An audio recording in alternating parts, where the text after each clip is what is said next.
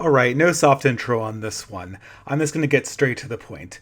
This weekend I made a video, a critique video concerning Sargon of Akkad's debate with Kristi Winters. In the video, I went over 5 basic tips that Sargon could have pursued in order to better handle Kristi's arguments about feminism, basically to get to the point, to address the radical pieces of feminism, and I thought that the video did a fairly good job at that. And frankly, I thought I was more or less done with Sargon and Kristi Winters' debate, and that was the last I'd ever hear about it, until a stray comment on my video caused me to go over to Kristi Winters' channel and see this. I'm doing this video basically inspired by the debate that I had yesterday with Carl Benjamin Sargon of Akkad, and he and I are in preliminary talks to have another debate, this time on the topic of patriarchy. Alright, great news. I can't wait to see it. And I'd have to eat my own words because in the last video, I said I would guarantee that a feminist would never have a debate on patriarchy. So why am I making this video? Why do I even sound so agitated? Well, it's because I left a comment on her video saying how much I would enjoy watching the debate. And she replied back with this.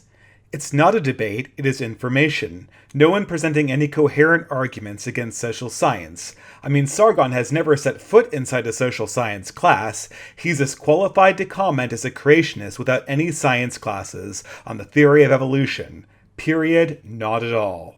I mean, what is there to say about this? I don't know. This is one of my pet peeves. I'll admit it right now. You can probably tell from the irritation in my voice that it is. It's this academic rank pooling. And I'll be honest, I'm in academia. Without doxing myself, I'll say that I'm a grad student even, in a rigorous science. And this is the most unadulterated piece of bullshit ever. This is ridiculous.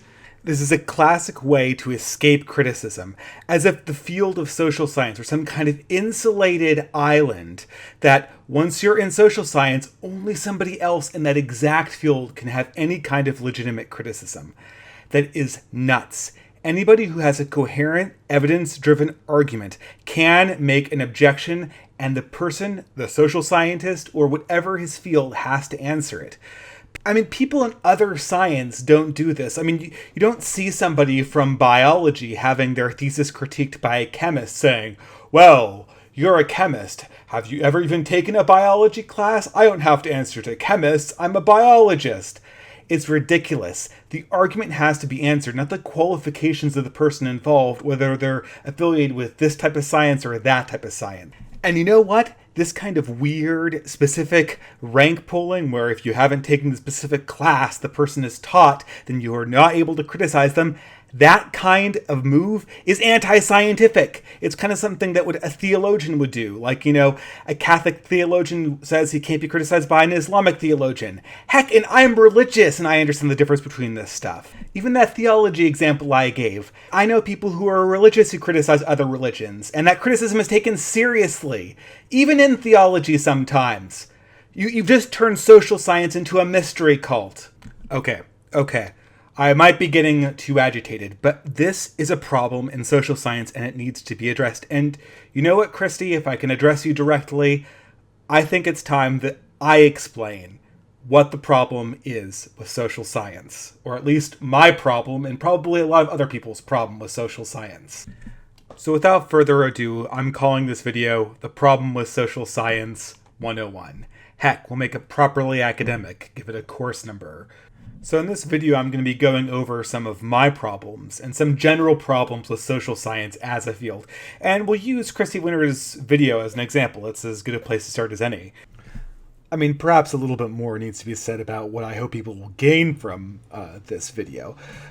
I think what I'm really attempting here is an explanation as to why someone like me, who comes from a non-progressive worldview, and a lot of very intelligent people that Kristi Winters calls the anti-feminists, regard the field of social science so skeptically.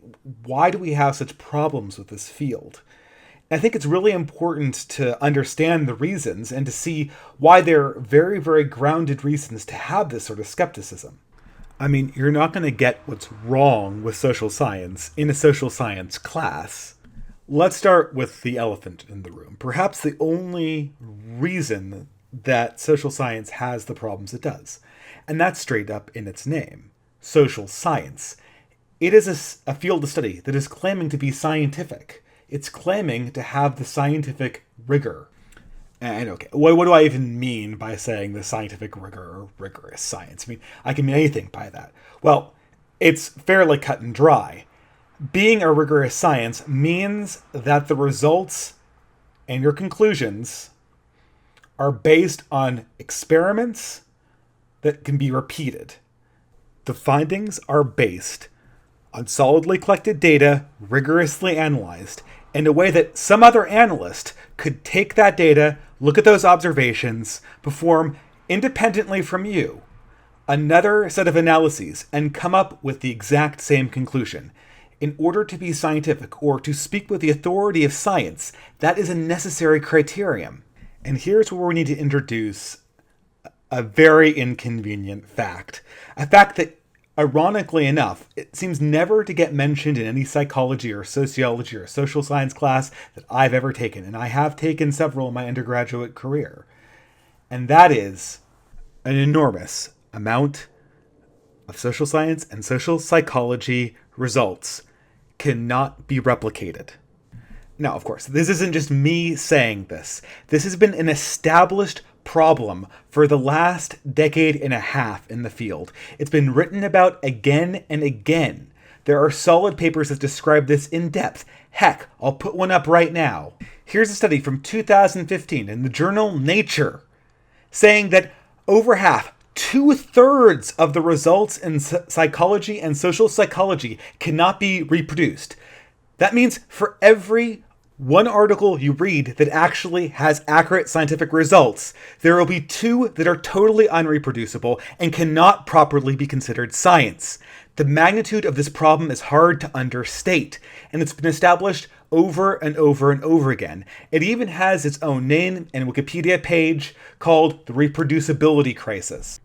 Okay, I know some of my more astute viewers will see immediately that there is a discrepancy here. The results refer mainly to social psychology and not just broad social science overall.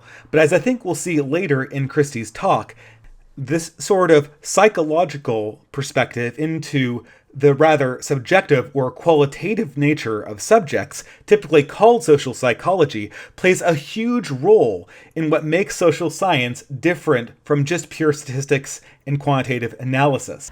So, just as background, we should understand I'm not the only person that has a problem here. There is a huge problem in social science, and people from the outside need to be interested if people are interested in the truth about social realities.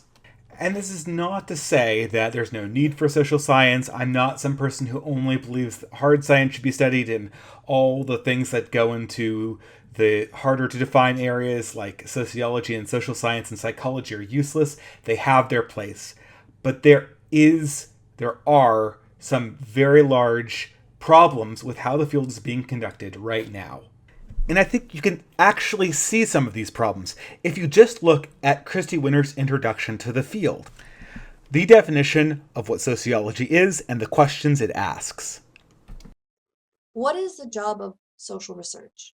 Well, basically, we want to address one of these 3 questions.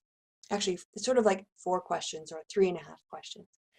The first contribution of social research might be to describe what is happening, describing a phenomenon for the first time, or describing a phenomenon in a new context, or describing a new phenomenon observed in a place where it hasn't been observed before. That is going to answer the question, what is happening? We would refer to this as descriptive analysis. All right, that's a great definition.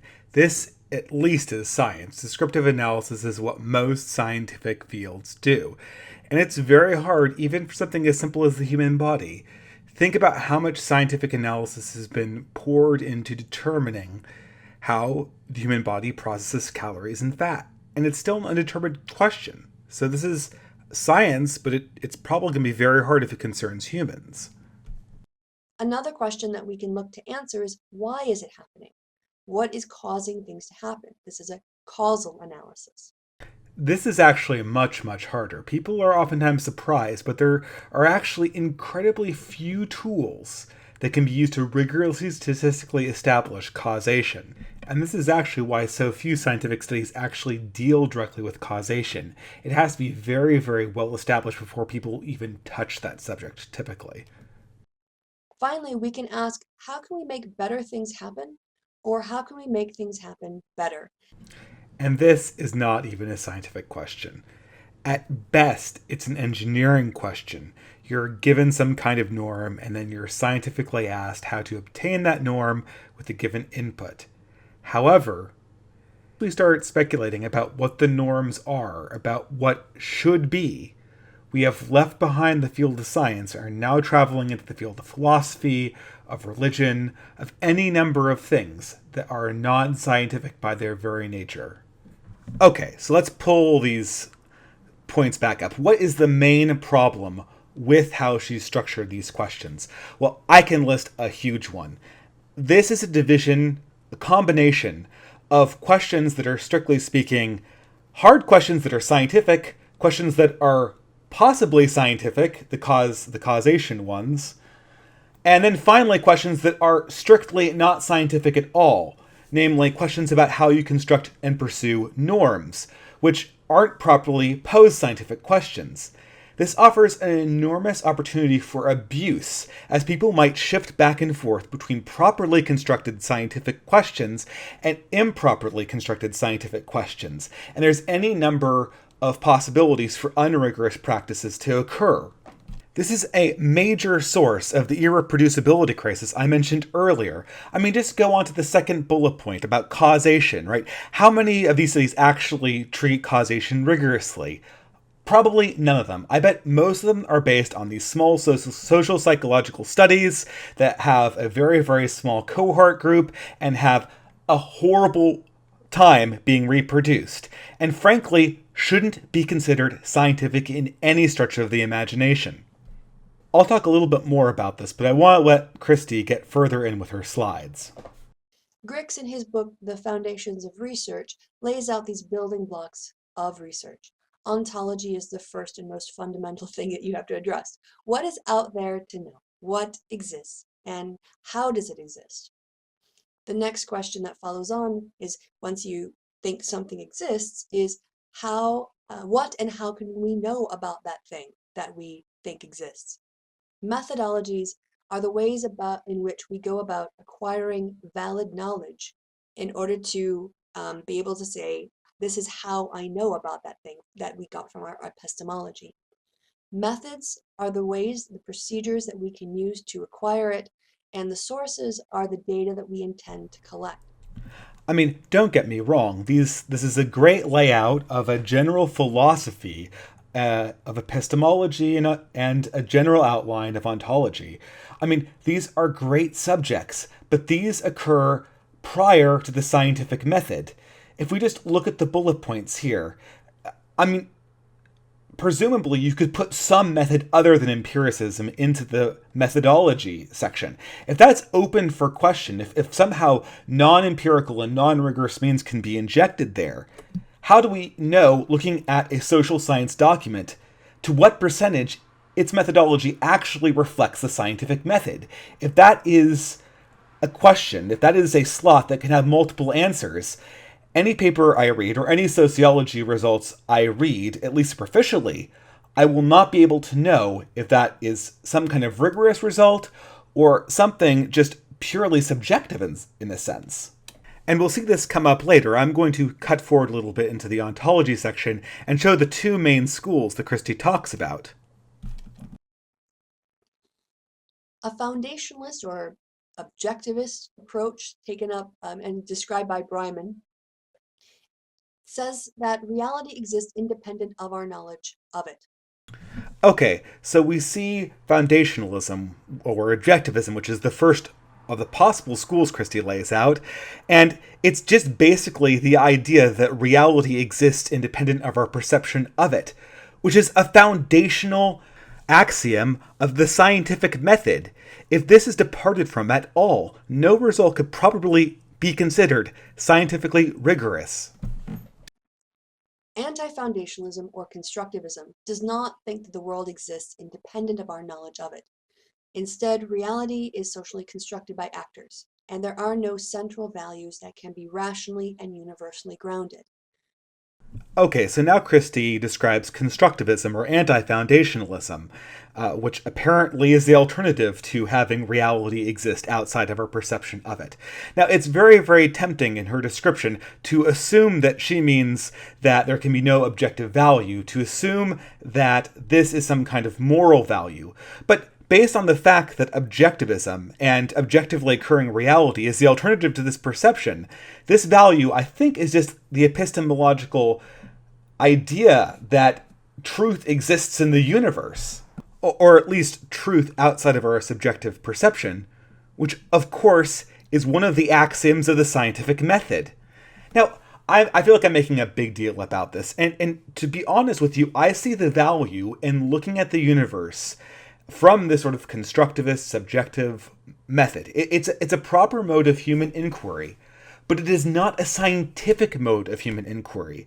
And what Kristi is showing here is that social science is intentionally mixing these two perspectives in its results. And this will only lead to confusion and misunderstandings about what the results actually say. I'm going to skip ahead a little bit. I hope people forgive me, but I want to hit the main points. So we come back to when Kristi Winters talks about epistemology now. Epistemology asks what is or should be regarded as acceptable knowledge in a discipline. Now, from the positivist approaches, what can produce knowledge about which we're positive about in the world, there are the quantitative methodologies, the use of surveys, experiments, and statistical analyses. You can also look at methods of getting to knowledge through the constructivist or interpretivist approach. That's qualitative methodologies using focus groups, interviews, and the analysis of text and language. Okay, so far the epistemological side looks very much like the ontological side. We've got one side that has something that's potentially scientific and another side that looks like it could almost never be done scientifically or invites non-scientific analysis. Now, of course, if you look at both of these things, you can start to see where possibly the reproducibility crisis might arise. If you focus on qualitative studies, you're almost never going to be able to reproduce them, but of course, even a lot of the experiments mentioned under positivism are also not reproducible, so the problem still exists there. But this whole methodology that involves combining the soft with the hard, the philosophy with the statistics, it has a much, much more insidious problem that doesn't just go to the reproducibility crisis or the problems with the methods that they've constructed due to statistics on these small samples. It has to do with the entire perspective. It has to do with how people define, ask, and answer questions. Now, I'm going to look into this very much in depth. I'm sure almost everybody who's listening to this YouTube video has had conversations about philosophy. People talk about weird random subjects like the good, the bad, the moral imperative, all these very, very flashy words that have a number of definitions. Their definitions are very broad and very inexact. And that's just how we discuss philosophy. That's also how we talk in an ordinary conversation. If I were to be the psychologist to somebody, I would ask them a lot of questions about how they feel, how they're depressed, not depressed. And these words are used very inexactly. And that's how this sort of soft philosophy, ontology, psychology, that's the language that discourse is discussed in.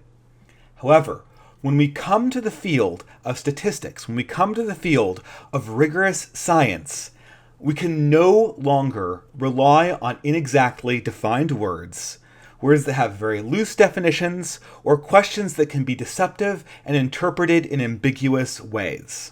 And some people honestly don't know why this is.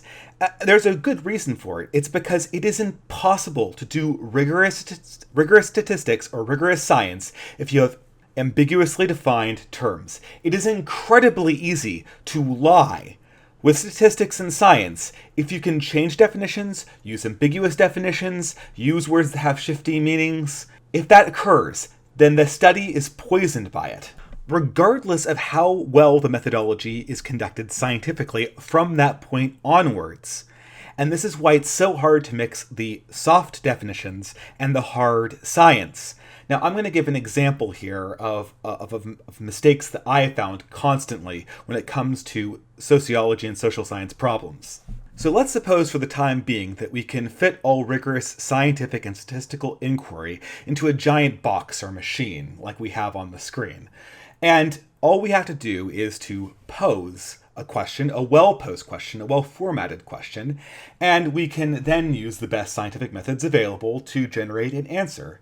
And of course, because we're scientists and we know things have uncertainty and there's a stochastic nature to reality, this answer, regardless of how the science is done, it'll be accompanied by some confidence level, right? So we'll say something like, this is true with some percent confidence. You know, the higher, the better. If it's 100%, we're absolutely certain. If it's 2 or 3%, who knows, right? I mean, simple enough. We've reduced science to like a machine or a function, but it illustrates the point.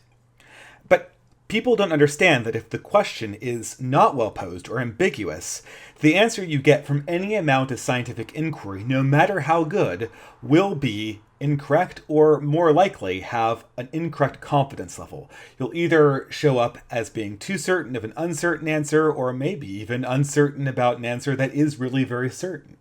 But I think what most people don't understand about this process is that most of the questions that you or I or anybody who's an ordinary person in the world, most of the questions that we ask are not properly well-posed scientific questions. They've got ambiguity. There's terms that incorporate many, many individual questions inside of them and can be interpreted in any way the questioner or the answerer deems is the appropriate context. So I'll take a given example that I like to use a lot. Let's take the issue of global warming. This is a controversial issue. Perhaps it's settled by science. I think it is.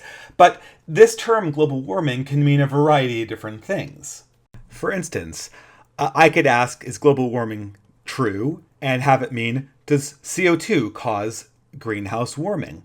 Alternatively, I could ask you, is global warming theory true? And mean, will global warming that we're experiencing in the 21st century cause catastrophic temperature change? Now, of course, independently, both of these questions might be considered properly posed scientific questions, and we could submit them to our scientific inquiry and come out with answers that have a certain amount of confidence to them. However, if we simply ask the question, is global warming theory true, with this ambiguity, we really don't have any idea what the answer is going to be. Is it going to address the first question that typically stands for, or is it going to generate the second question that that's typically associated with? So for instance, we might be very confident that CO2 causes greenhouse warming, say 99%, but on the other hand, only somewhat confident, 52%, that global warming will cause catastrophic temperature change. But if the question is asked ambiguously, then we could get a 99% confidence for the question and assume then that global warming will cause catastrophic temperature change with 99% confidence, which is totally incorrect. It presents an uncertain hypothesis as incredibly certain. Now, perhaps that particular example doesn't suit you. Here's another thing. There's also a problem with things that are ambiguously defined. For instance, a survey might test how prevalent is Islamic radicalism and return a result that says that 85% of all Muslims are radical. However, upon further examination of the definition of radicalism, we determine that that is the belief in violent jihad, or the belief in death for adultery, or the belief that the Quran is the infallible word of God. And of course, on further examination, we see that actually the vast majority of positives were determined by only one of the three possible meanings that were incorporated within that word radicalism, and what has been implied is a very, very different reality. What is implied is that all three of these qualities are high probability or highly prevalent in the Muslim population, when really only one such belief is. And so this really underlies the utter importance to keep exact language when you're doing scientific inquiries. But here's the problem. If we incorporate ideas of ontology and social construction and these qualitative studies that are inherently psychological, we will implicitly lose grasp with this exact nature that's needed to do rigorous studies. And you can generate all sorts of results that are totally false or give the reader a false impression, even if the methodology internal to the statistics itself is correct. I anticipate the criticism. Hypothetically, social scientists could develop a very, very highly constrained vocabulary with very, very exact terms designed to confront the possible ambiguity that naturally arises in these looser questions. They could establish sort of firm norms about how they would approach reality, how they would approach these questions, stick to them very, very faithfully, and still conduct good science. But you have to ask yourself, I have to ask myself, anyone who watching this, in particular if you're in social sciences, they have to ask themselves, is that what's going on? Is that what's going on in social science right now? I mean, do they have a very exact and consistent vocabulary when they're discussing these ideas, when they're expressing them in journals? Is that what you see? I mean, I can't answer this exactly. I am not a social scientist. I don't have the experience in this field. But I can tell you what I see. And what I see is a morass of ambiguous words that are intentionally used in deceptive ways to give false impressions, sometimes seemingly intentionally. Heck, let's not take my word for it. I'm just going to cut forward to Kristi Winters' prime example, the definition of patriarchy. This is the concept she is considering debating Sargon of Akkad over. Let's see if the definition that's expressed here is something that's exact, concise, and that avoids possible misunderstandings about its meaning. So our ontology, what we think exists and how we think it exists, will influence the epistemological perspective of what we use to study the social world. If we're interested in evaluating how patriarchy operates in different societies, we could start off with the idea of what it is to what is patriarchal? What is a patriarchy? It's a family, community, or a society based on a system where the father is the head of the family and men have authority over women and children or are governed by men. So there's a lot in here to unpack, right? I'll say you could drive a Mack truck through that definition. I mean, there's so many conjunctions and ands or in this sentence. You can barely even contain the definition within 5 lines. I mean, let's just take a look at this sentence, see how we can possibly interpret it. How many different ways are there to interpret it? A family, community, or society, okay, well, there's 3 ways right there, based on a system where the father is the head of the family, and men have authority over women, okay, 2 more, 3 times 2 perhaps, over women and children, that's thrown in there, or completely different conjunction, governed by men. And even that last little fragment, that's totally ambiguous. Governed by men, what does that mean? Governed exclusively by men? Governed by men by some kind of social norm or by law? Governed by a majority of men? Governed only through the actual national government or through all forms of authority? There's so many ways to interpret that. I mean, give me free rein over the interpretation of that sentence, and I will be able to prove rigorously that every society that has ever existed is both a patriarchy and is not a patriarchy. I could prove both of them if you let me interpret that sentence as I wished. But I want to hear what Kristi has to say more on this. Because patriarchy is a big concept. It can be used at the family unit level. Well, that's one interpretation among many, many more. You can have patriarchal communities. You could have, and there are many, religious communities in an otherwise secular country where men are seen as the head of the household, but above that, the men of the church or the men of the mosque are considered to have authority over other men and those families. I mean, at this point, you have to ask yourself, why is this definition so huge? Why did they construct this definition to be so huge? It can literally stand in for anything. It could stand in for leadership, men's leadership in religion, in families, in the nation, really anything. Why is this definition so large when we know from other sciences that in order to be rigorous, you want the definition to be as tight and as crisp as possible. So there's a different levels upon which we can think about patriarchy, or if you want to look at it from what we would call a multi-level analysis. You can have the micro level of the family unit, you can have the meso level of the community unit, and you can have the macro level of the nation, and do statistical analysis on each of those and look to see what are the big factors that predict a highly patriarchal or a low patriarchal society. I mean, I don't think you actually could use a definition like this to construct some kind of hierarchy of high patriarchy and low patriarchy just because of how ambiguous it is.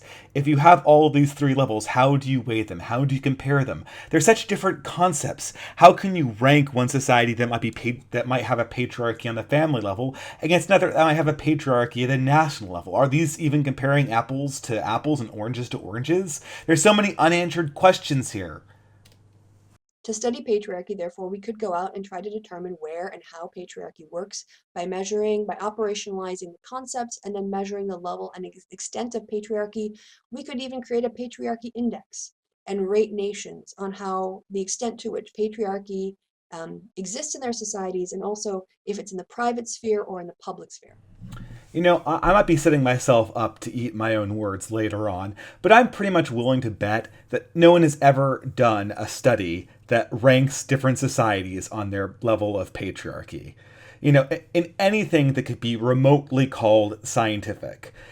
And you know, it's because the definition isn't rigorous. Hey, I could be wrong. I would love to see the study. Please send me the study if it exists. I want to read it. Alternatively, another way to look at it is to understand how people understand patriarchy. Why do people think that it's valid in order for a man to always have the right to make the decisions in the family because he's the man? What's the legitimizing basis of that? Or why do you defer to your religious male leaders on these issues? And now you get to the methodology that Kristi describes that is just not scientific in any way imaginable. And even the way she's asking it, I get the sensation, I get the impression that she doesn't even really care about why people believe that men should be in charge. What she really wants to do is prove that there is no reason for men to be in charge. And this is a sort of disguised desire for activism. Otherwise, the entire endeavor makes no sense. If you're just interested in how people live in their societies, you don't go asking them to sort of justify why their society is this way or that. You make observations and you collect data and tabulate it. Institutions of power, justices, legislators, executives, have been men since the beginning of time, have all the norms of male dominance. And even when women enter into those physical spaces, maybe they get elected, nothing really changes, because even though women's physical presence in the legislative body or in the governor's office or on the bench might change that particular situation, it hasn't really changed the whole structure that has been built up over time. And at this point, it seems impossible to not see this as an angle for activism. I mean, Kristi isn't saying these statements and asking these questions in a mode of inquiry. She's convinced that this is the case. She's convinced that this is how society operates. She's only looking to justify her perceptions of this reality and then use the social science as a springboard to propose feminist modifications on these institutions, which she feels are good and she prefers.